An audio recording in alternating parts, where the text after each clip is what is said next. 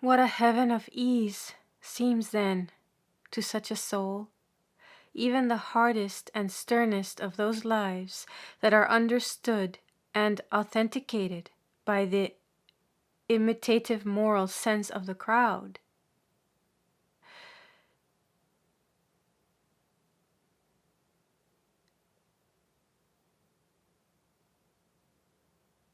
What a heaven of ease seems then to such a soul, even the hardest and sternest of those lives that are understood and authenticated by the imitative moral sense of the crowd. I have noticed in most experiences this consciousness of being woven out of two threads, one that is chosen and another endured. But in this case, the common duality took the form of a play upon two different ideals, of which either was highest in its own world, and yet each, to those who believed in its fellow, almost as a crime.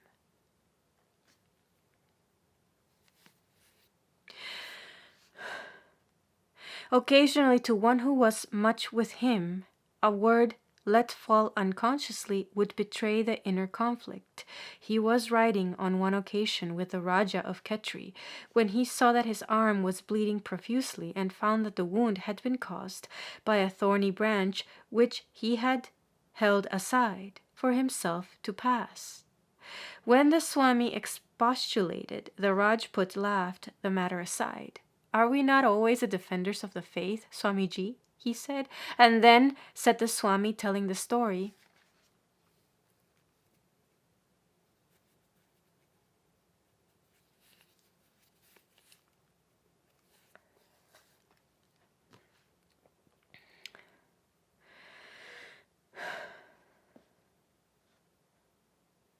I was just going to tell him that they ought not to show such honor to the sannyasin, when suddenly I thought that perhaps they were right after all. Who knows? Maybe I am caught in the glare of this flash. Maybe I too am caught in the glare of this flashlight of your modern civilization, which is only for a moment. I have become entangled, he said simply, to one who protested that to his mind the wandering sadhu of earlier years.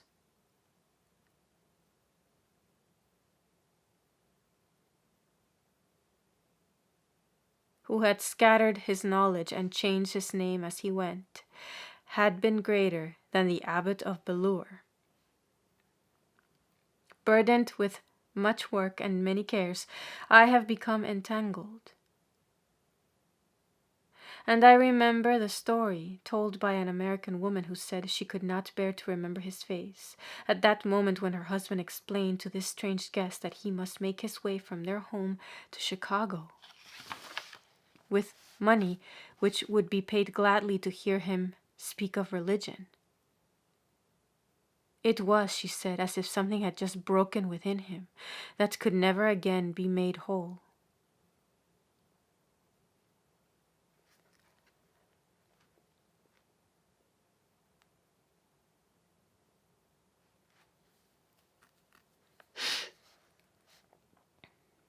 One day he was talking in the west of Mirabai. That saint who once upon a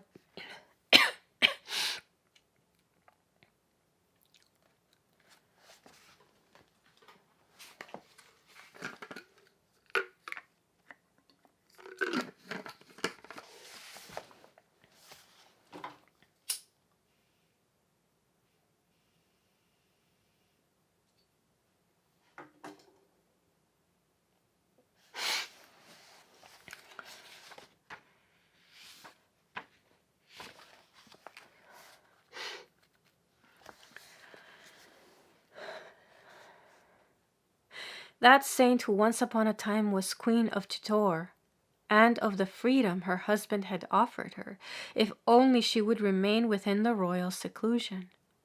But she could not be bound. But why should she not? Someone asked in astonishment. Why should she? He retorted. Was she living down here in this mire? And suddenly the listener caught his thought of the whole nexus of the personal life, with its interrelations and reaction upon reactions as intolerable bondage. and living anguish.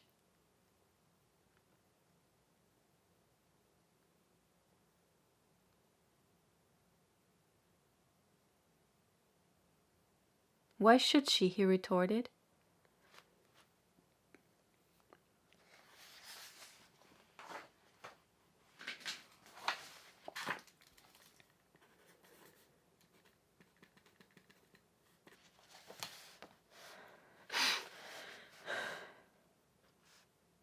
Why should she? He retorted. Was she living down here in this mire? And suddenly the listener caught his thought of the whole nexus of the personal life, with its interrelations and reaction upon reactions, as intolerable bondage and living anguish. And so, side by side with that sunlit serenity and childlike peace which enwrapped the Swami as a religious teacher, I found in his own country another point of view from which he was very, very human.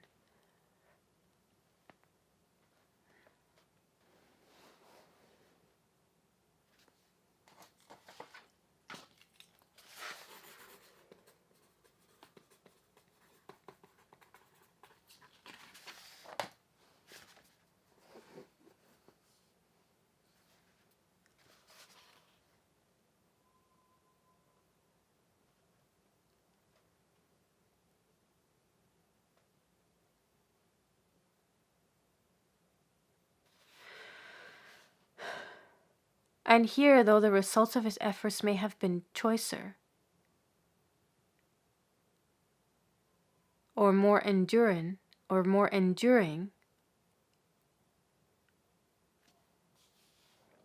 than those of most of us,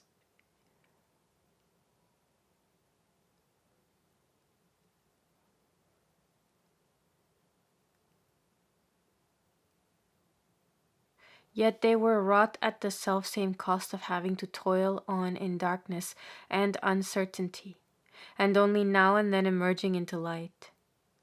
Often dogged by the sense of failure, often overtaken by a loathing of the limitations imposed alike by the instrument and the material, he dared less and less.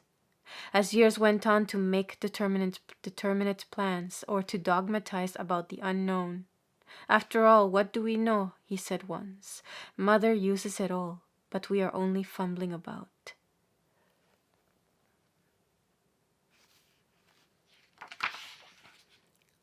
This has not perhaps been an element in the lives of the great teachers on which their narrators have cared to dwell much. Yet one catches a hint of it in the case of Sri Ramakrishna, when we are told how he turned on God with the reproach, "Oh, Mother, what is this? You have brought me to. All my heart is centered in these lads." And in the 11th chapter of the Dhammapada, one can see still, though 24 centuries have passed since then, the wave marks of similar storms on the shores of the consciousness of another teacher. Seeking for the maker of this tabernacle and not finding, I must run through a course of many births, and painful is birth again and again. But now, maker of the tabernacle, thou hast been seen. Thou shalt not again build up this tabernacle. All thy rafters are fallen. Thy ridgepole is broken. The mind, approaching the eternal, has attained to the extinction of all desires.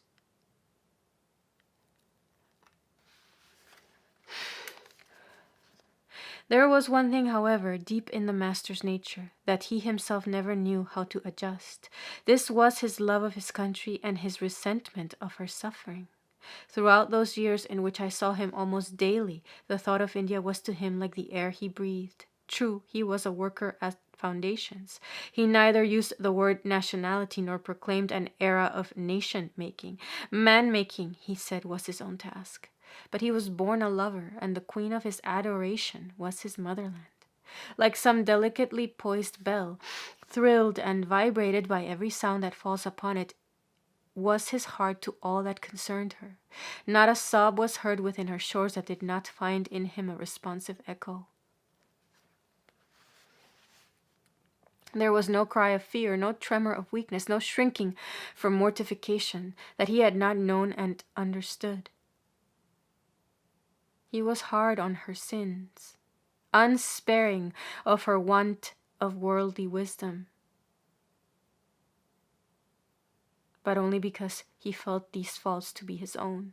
And none, on the contrary, was ever so possessed by the vision of her greatness. To him she appeared as the giver of English civilization. For what, he would ask, had been the England of Elizabeth in comparison with the Indian of Akbar? Nay, what would the England of Victoria have been without the wealth of India behind her? Where would have been her refinement? Where would have been her experience? His country's religion, history, geography, ethnology poured from his lips in an inexhaustible stream. With equal delight he treated of details and of the whole, or so it would often seem to those who listened. Indeed, there would sometimes come a point where none who wished to remember what had been said already could afford to listen any longer. And still, with mind detached, one might note the unwearied stream of analysis of the laws regarding female inheritance, or the details of caste customs in different provinces, or some abstruse system of metaphysics or theology, proceeding on and on for a couple of hours longer. In these talks of his, the heroism of the Rajput, the faith of the Sikh, the courage of the Mahratta, the devotion of the saints, and the purity and steadfastness of noble women, all lived again. Nor would he permit that the Mohammedans should be passed over. Humayun, Sher Shah, Akbar, Shah Jahan, each of these and 100 more found a day and a place in his bedroll, in his beadroll of glistening names. Now it was that coronation song of Akbar, which is still sung about the streets of Delhi, that he would give us in the very tone and rhythm of Tanasena. Again he would explain how the widows of the Mughal house never remarried, but lived like Hindu women, absorbed in worship or in study, through the lonely years. At another time he would talk of the great national genius that decreed the birth of Indian sovereigns to be of a Muslim father and of a Hindu mother.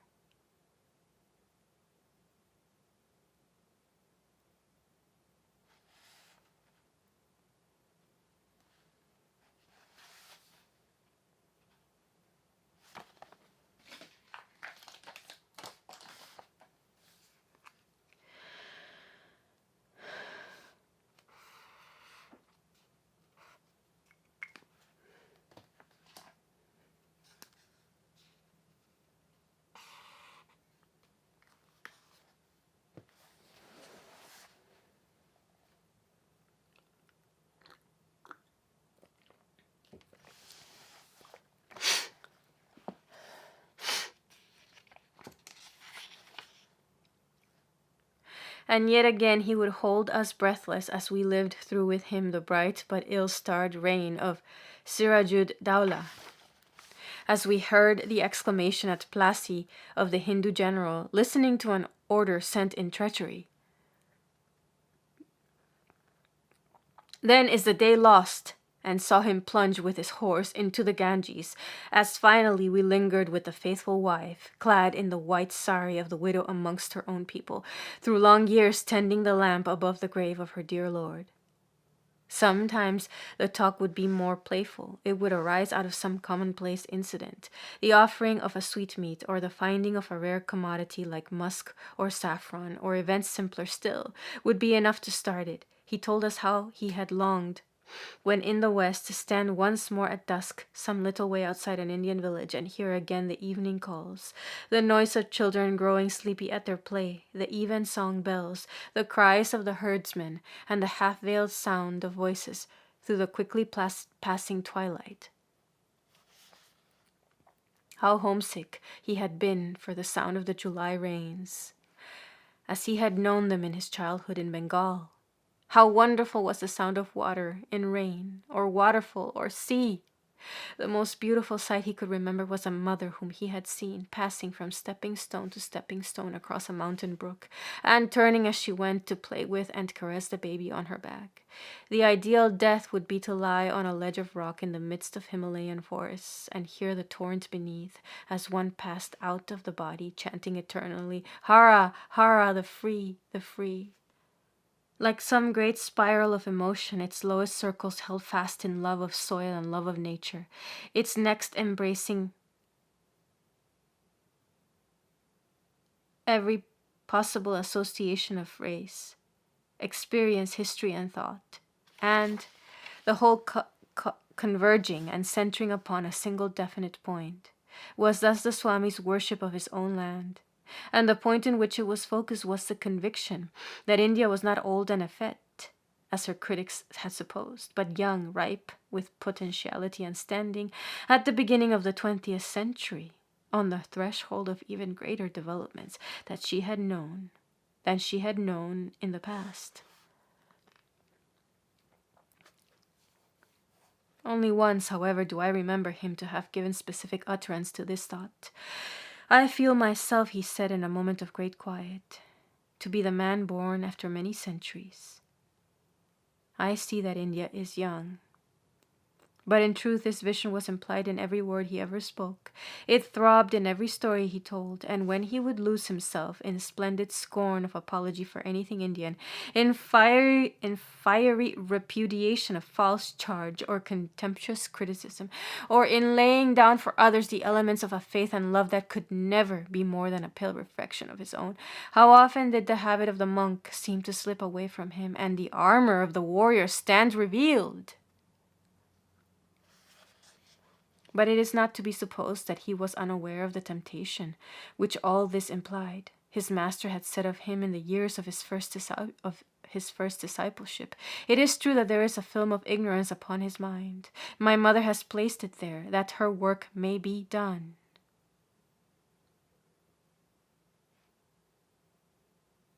And it is thin as a sheet of tissue paper. It might be rent at any moment. And so as one who has forsworn them will struggle, and so as one who has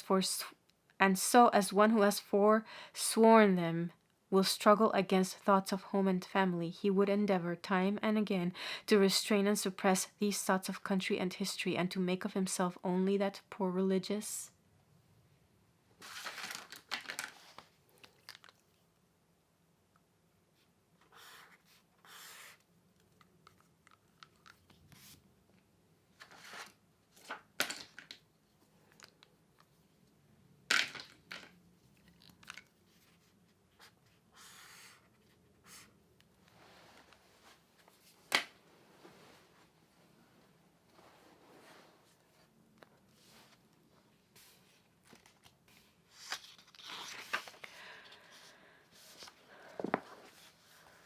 wanderer to whom all countries and all races should be alike. He came back in Kashmir from one of the great experiences of his life, saying, with the simplicity of a child, "There must be no more of this anger." Mother said, "What, even if the unbelievers should enter my temples and defile my images? What is that to you? Do you protect me? Or do I protect you?"